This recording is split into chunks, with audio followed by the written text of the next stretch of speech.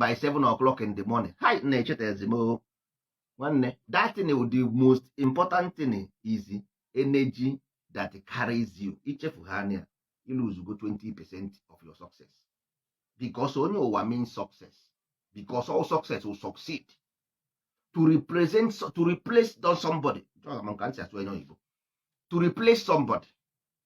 You gotta go replace a mad or you have success. Without destiny, forget about having paper money. You can have it in this life. Next life, you might not have it. You gotta go. You are suffering now. Your past life, somebody is telling you, he say, I don't want to know. After all, in next life, I will not know. Next life, this life, you are suffering. So, but last life, you say you will not know. How now? So, do you know now? You are in a life here. Man, last time somebody is telling you in last time, say, stop this thing, be careful, be careful. You say, no.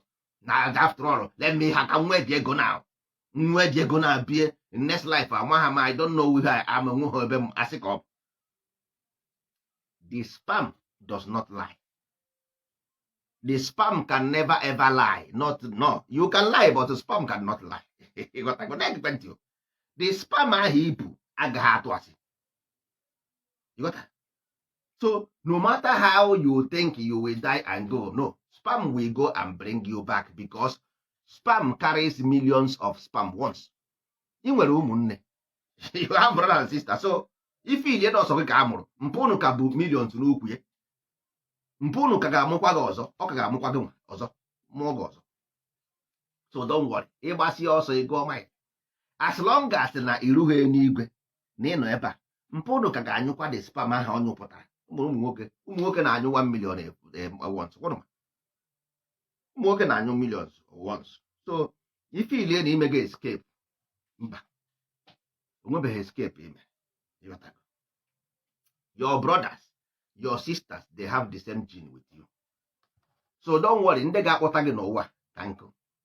Ndị ga-akpọta gị n'ụwa ka nkụ. The only thing nwa a na-ekwu okwu ya bụ nwa nke mkpụrụ obi. Sọsọ nyanwa ga-efree iwu gị here. The soul can only free you, nothing else.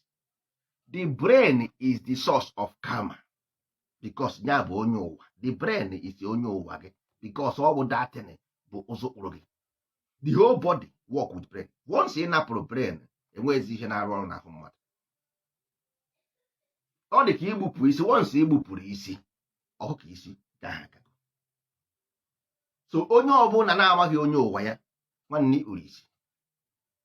Biko, ikpuru isi.